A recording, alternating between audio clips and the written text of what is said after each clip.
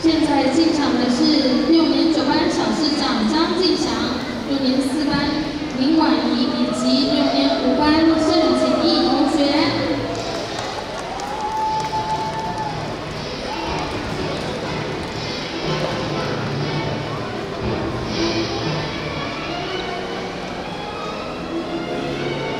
毕业生代表将校旗交给校长及会长，再请校长和会长将毕业代表文德教育理念的校旗转交给在校生代表。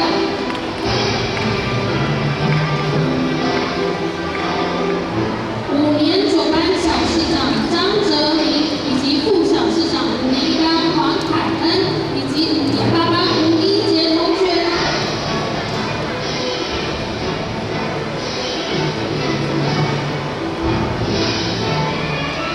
文德国小的教育理念愿景是健康、快乐、感恩以及创新。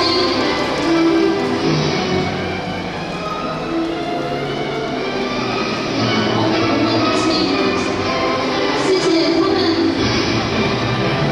好，谢谢我们5年级的小市长跟副小市长，谢谢你们。现在请老师帮小朋友放下 LED 灯。